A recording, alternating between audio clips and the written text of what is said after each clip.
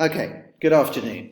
So we're going to go and look at I've called this Antony's disaster, but I'm not actually going to deal that much with the Parthian campaign, which is in 36 BCE.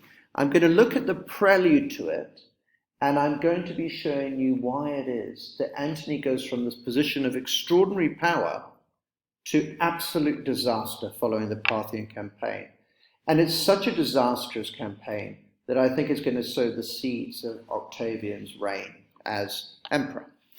First of all, just to remind you, an excellent podcast that you can listen to at any time is The History of Rome by Mike Duncan. There's 7 episodes, and the one that I would recommend you listen to at the moment is called Apollo and Dionysus. We spoke before about the fact that Octavian dressed as Apollo. Do you remember the fancy dress, which made him very unpopular because the rest of Rome was starving? They had this gigantic banquet. The aristocrats of Rome came as gods, and unsurprisingly, Octavian chose Apollo, the god of light and reason and order. Whereas in the meantime, we know that Antony is in the east having a wonderful time. I won't go into too much detail, as I may very well put this on YouTube, but he's having a wonderful time with Cleopatra making twins, isn't he? And calling himself Dionysus, the god of alcohol, dance, and wildness, basically. Now, at the time, Antony thinks that this is incredibly fun, but we mustn't forget that this is going to be the stuff of propaganda. And Antony will never be forgiven by historians. Forever, he will be stereotyped as the overindulgent Eastern prince who gave way to the lusts of the flesh. One of the things that we'll study later is the scholar Edward Said, who's a brilliant Palestinian scholar, who looks at the fact that the West usually represents the East as sensual, as irrational, and autocratic. And Antony is going to fall very much into that paradigm. Having a quick look over here now, just before, so that you can see the Parthian campaign, I wanted you to see that Parthia is starting to encroach on Roman territory. This buffer zone here has client kings that are controlled by Rome, in particular in Armenia. And then in modern-day Syria, etc., it is touch and go. The Parthians are making incursions all the time, and they are a serious empire that really are a rival to Rome. In addition to that, they thoroughly defeated Crassus, as you can remember, and they took the Roman standards. And the Romans don't like losing, as we know. Now, you'll recall, while Caesar was killed, the reason why they rushed the assassination, you may recall, is because he was about to launch to Parthia. Now, if Caesar had won that Parthian campaign and had come back with the Roman standards, he would have been unassailable. He would have been a god in his own lifetime. Well, the person planning with him the Parthian campaign was none other than Marcus Antonius. So he was party to Caesar's plans. So he kind of considered it incomplete work, so to speak, okay? So as I said, had Caesar conquered Parthia, then his reputation would have been absolutely solidified. Now, is it the case that Antony looked at Parthia and thought to himself, I'm wrestling against Octavian, a Parthian victory, massive spoils back to Rome, and I will smash Octavian? My feeling is, and my instinct is, yes, that was the case. He saw this as an opportunity of absolutely solidifying his own reputation and making himself the unassailable leader of Rome. Now, in the meantime, poor old Octavian, as we know, is battling the rebel pirate general Sextus, and we had an excellent presentation from you guys on that last time. So Rome, of course, is hungry, the naval blockade is incredibly successful, and Sextus Pompey is popular with the Republicans. So he's protecting Cassius and Brutus's followers who have survived the disastrous battle of Philippi. We've spoken about the Perusine War, but just to remind you that to complicate things further, in 41 BCE, Antony's brother Lucius launched the Perusian War, and he did so in order to mobilize against Octavian, who had become very unpopular. Do you recall why? Because of the land seizures that had made him extremely unpopular. So for poor old Octavian at the time, it's a terrible time, isn't it? Okay. Antony's part in the Perusian War is incredibly unclear. We don't know what it is. What we do know is that Antony chooses not to join that war. Whether he knew about it, whether he put Fulvia and Lucius up, we don't really know. But what is clear is that he doesn't try to capitalize on it. So here's the thing. If we want to have a kind portrayal of Antony, we could say that he actually respected the alliance and didn't rise up against Octavian. Or alternatively, we could say that Antony is massively cynical and that he waited to see what happened. Now, it's very interesting because one of the things that we might argue when we finish this period of the course is that Antony respected the alliance more than Octavian does. Because as you're going to see later in this PowerPoint, Octavian comes out on top and outmaneuvers Antony on a number of times. In the meantime, we know that Antony is very concentrated on Cleopatra for a whole variety of reasons. Certainly there were elements of the flesh, that goes without saying. However, we mustn't forget that Cleopatra is immensely wealthy, and Antony needs money, he needs troops, he needs ships, and Cleopatra is in a position to supply these. Now, of course, this is a fantastic alliance for both of them, as we said last time. Cleopatra can actually become the legitimate ruler of Rome and forever smash the other claimants to the throne. And the advantage for our man Antony is that he can get together the resources for his highly successful Parthian campaign that he's been planning. We also know that Antony spent time in Alexandria. He loved the city. If you have a look at this picture here, it gives you a sense of what Alexandria was famous for. Beautiful Greek architecture. It was beautifully laid out. As a point of interest, later in the course, we're going to look at the fact that Augustus wants to remake Rome, to turn it from a city of brick into marble. When Augustus goes to Alexandria, he thinks to himself, wow, that is what I want Rome to look like. And it is this beautiful planned city. I want you to imagine that Rome is a bit of a mess. It wasn't planned. So it looks nothing like this. So Antony is in Alexandria having a wonderful time. And some of you will remember you've studied Plutarch looking at the other side of the course, looking at Alexander.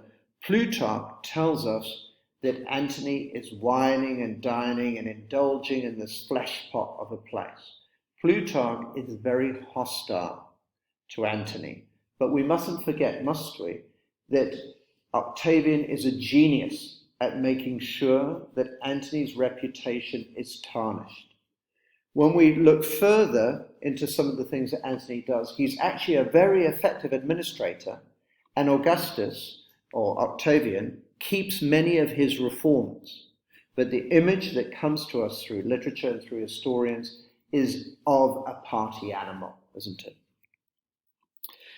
Anyway, in the meantime, Parthia invades Syria. And it does so because they see an opportunity to launch a preemptive attack. Now, I told you before that Syria is the buffer zone between the Parthian and the Roman empires. But this means that it forces Antony's hand. So he's in a very difficult position because his wife and his brother are involved in a rebellion back in Rome, but he has loads of trouble in the east. So he's having to look two ways and try to balance the needs of the time.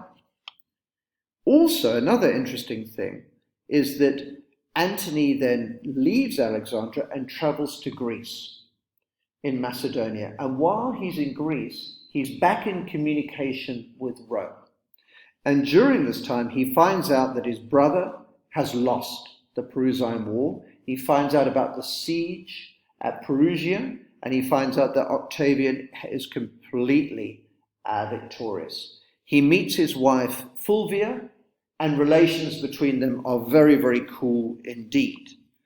At this point, he sets sail for Brundisium because Octavian has taken Gaul. So as you know, it looks like this may be the beginning of another civil war. Will Antony go there and confront Octavian? He hopes to do so. But as we heard last time from your presentation, what in fact happens is the legions refuse to fight. And that is because many of the legions recognize one another, and this forces Antony and Octavian to compromise and to sign the Treaty of Brundisium, okay, which is in September 40 BCE. Interestingly, and I want you to know about this, Sextus wants a deal with Antony. Sextus sees Octavian as the enemy. Now, if Antony was really devious and really wanted to get rid of Octavian, this would have been a fantastic opportunity. But instead, Antony does not get together with Sextus. Now, we don't know why. We can only speculate. But what we can say is clearly getting rid of Octavian could not have been his main priority. As it says here, Sextus Pompeius preferred always to seek an alliance against Octavian with Mark Antony. And in fact, most of the conspirators, when they wanted to come back into Rome and be forgiven and be shown clementia, they almost always would approach Antony. And that's interesting when we're looking at the idea of, is Octavian a very unforgiving character? That would suggest so. Another thing that is very important for you to realize is that while Antony was away, his top general dies in Gaul, and immediately Octavian swooped into Gaul and took over. And he took 11 legions away from Antony. So again, if we're looking for someone being a little bit more of a strategic villain, the historical evidence seems to suggest that that is Octavian. So I've called this slide Octavian comes out on top, because Antony keeps Sextus at arm's length. Antony did not join the Perusian War for whatever reason. That Octavian manages to get Gaul and the 11 legions that go with it. And so really, if there's a winner in the Treaty of Brundisium, it seems to be that that winner is Octavian. So why would Antony allow Octavian to win? Well, it seems likely, and many historians feel, that it is because he is so concentrated on Parthia and the Parthian campaign.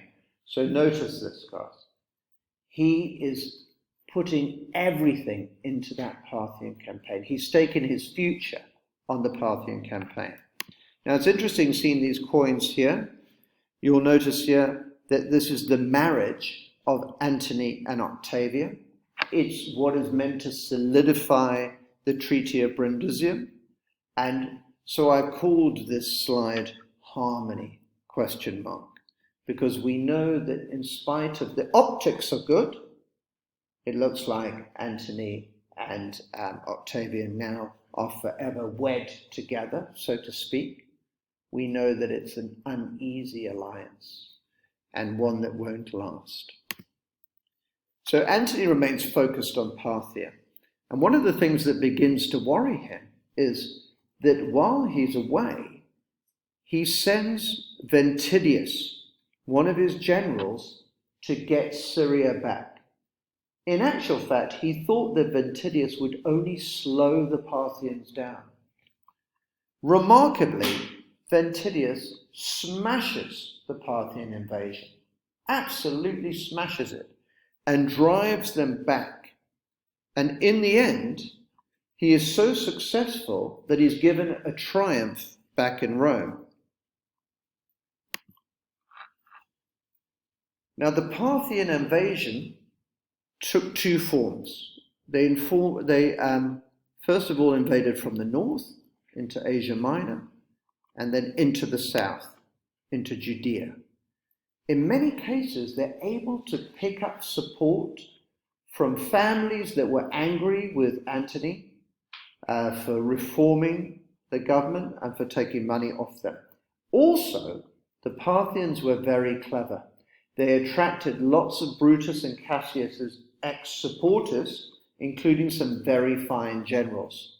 So amongst this Parthian invasion, there are a number of Roman republicans, and they are able to give the Parthians really good battle details because they are Roman soldiers.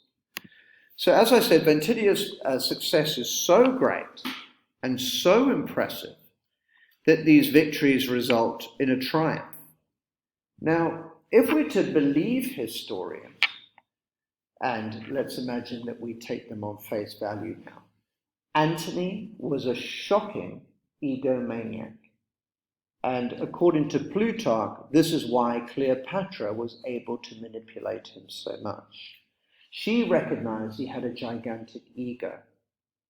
So if we're to believe this account of Antony's character, then Ventidius's victories mean that Antony is in the shade.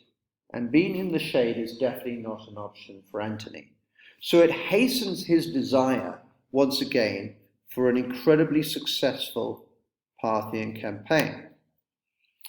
Now, part of the treaty that he put together with Octavian was to do a swap, was to do a quid quo quo. Now, we know that Octavian was struggling against Sextus, and he was struggling in the naval battle. So he asked Antony for ships. You may recall the Egyptian ships, or triremes, were very big and large, far greater than anything that Sextus had. So Antony sent him 120 ships that were going to be absolutely crucial in the naval battle against Sextus. In return, he was to send legions to help Antony. Octavian never sends those legions, ever. It's another act of betrayal, another very important stage in the deterioration in any kind of alliance between them. So here's the thing. Yes, I will give you my sister. No, I won't give you troops. So Octavian, ever the strategist. Is that evidence that Octavian wished for Antony to fail in Parthia? Once again, that's something that we could use in our essays and say potentially that could be seen as evidence of Octavian's devious Machiavellian strategy that he shows in his career. Now, the Parthian campaign actually begins proper in 36 BCE. And once again, it seems as though things are looking good for Antony. He has 16 legions, about 60,000 legionnaires, and he joins together with client kingdoms of Galatia, Pontus, and Armenia. Altogether, he has a large force of over 100,000 men, and many of these men are battle-hardened legionnaires who had experience in other wars. He also has the benefit of hindsight and history. Crassus had tried to march there from Rome. As you'll see, the Parthians had the world's greatest cavalry. That was their big thing. The reason why Crassus was destroyed is the slow-moving marching legions of Rome would be surrounded by the cavalry of Parthia, and the Parthians had very powerful bows that could pierce Roman shields and pick off the legions. As soon as the legions approached the cavalry would immediately retreat. Because they're on horseback, they can move a lot faster. So we know that Julius Caesar was a military genius.